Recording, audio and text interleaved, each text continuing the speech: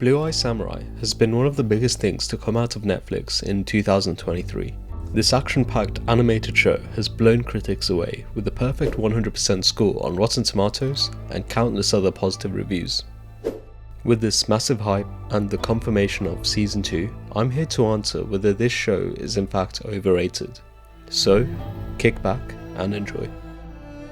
Blue Eye Samurai takes place in 17th century Japan during the Edo period. It's here we're introduced to our main protagonist, Mizu, a blue-eyed, half-white, half-Japanese female warrior with the sword skills that make you wonder if you should bring a knife to a gunfight. Her story begins when her Japanese mother was raped by one of the four white men secretly residing in Japan. Further fueled by the Japanese people shunning her as a blue-eyed monster, Mizu goes on a vengeful quest to find and kill all four men. Along her journey, she is accompanied by her faithful noodle chef apprentice Ringo, who dreams of one day being a samurai like Mizu. As we go through each episode, we slowly unravel more about Mizu's history. We learn about how during her childhood she was harassed and bullied by Taigen, a champion of the Shinodo dojo. How she was taken in by the blind master Eiji, who would not only be her mentor, but the father figure she never had. Mizu is a complex character, which is where the appeal lies. In the first episode, you see her mercilessly beat multiple fighters at the dojo. Her coldness even makes us ponder whether Mizu is a man. But of course, by the end of the episode, the truth is revealed. Unlike characters such as Captain Marvel or She-Hulk, Mizu openly presents her flaws, as despite being such a capable fighter, we are shown scenes of her training, as well as the times where she is cut and injured. It's these moments that open up the vulnerability within her. They are a reminder that she is not superhuman, and like us, can be harmed. These flaws aren't just limited to combat. Mizu often is clouded in her decision making, as a result of her relentless strive for revenge. There are many times in this show, such as when she accepts the invitation for tea from Heiji. Taigen, who despite being her rival, warns her of the ambush, and yet Mizu still agrees to meet Heiji, simply because she wants to kill Fowler. Trust is also a major theme in this show.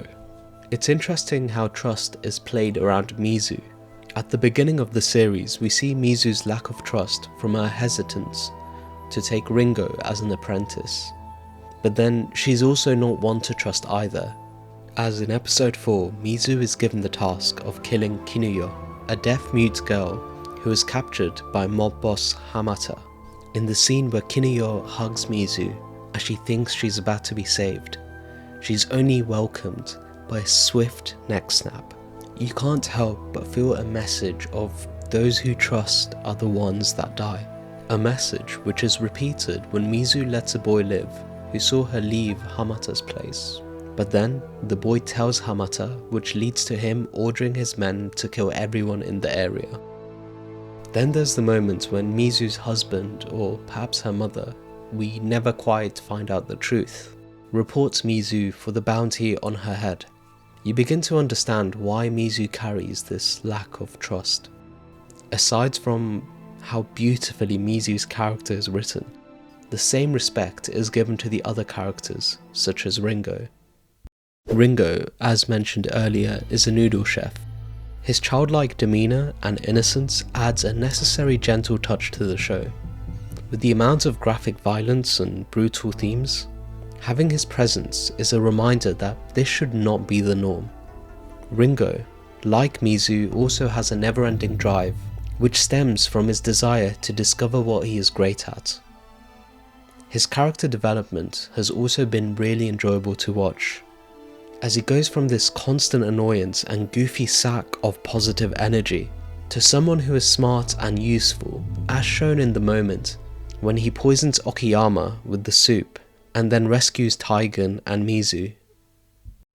Then we have Taigen, who at first is a clear foe to Mizu when she defeats all the students in the Shindo dojo, but then they are brought together by a common enemy when Taigen is tortured under the hands of Heiji.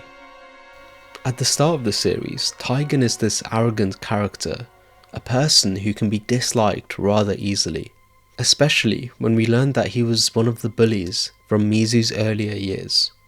But as we go through each episode, it's interesting how he possesses these other qualities such as honour. There's a scene where Taigen gets the chance to kill Mizu when she's weak and vulnerable, yet chooses not to and opts to wait until she is back to full strength. Then we can look at the time he's under Heiji's torture, and yet he still doesn't rat out Mizu. The final character I want to discuss is Akemi. She starts off as your typical princess, a young lady whose only care is love. But then she educates us on resilience. She's the epitome of a strong woman, someone who chooses their path instead of the one forced on them, something which many women in the 17th century in Japan couldn't do. It's through her journey we get a peek through what women of this era had to endure. Her growth into accepting a marriage as a means of gaining power and control was a new twist that was refreshing and felt realistic. Outside of the characters and the story, the show is also animated perfectly. The use of 3D animation with a blend of 2D worked really well. It's evident from the fight scenes the amount of detail put in to make these violent moments of the show as realistic as possible. The fight sequences, although gory, did an amazing job of setting its boundaries. Despite very gruesome things happening throughout the show, unlike movies such as Saw, in these scenes you could still keep your eyes open as they weren't overdone to the point of grossing out the audience, and nor were they censored to the point where you'd think this was a kid's cartoon.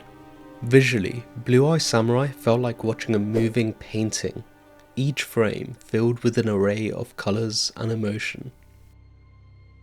So what are my complaints? One of the places the show fell short was the explanation of the blue meteorite. We never quite learn of its significance or how it was used to make Mizu's sword. And yeah, that's about it for my complaints. Overall, I really like this show, and I'm glad Netflix have ordered a second season. So to answer the question, was Blue Eye Samurai overrated? Absolutely not. The show was a tremendous introduction to Mizu's dark and cruel world, and I only hope it carries the flames of excitement through its second season. Overall, I rate this show a 9.5 out of 10. Anyways, if you guys enjoyed this video, give it a like and subscribe, and I'll catch you all in the next one.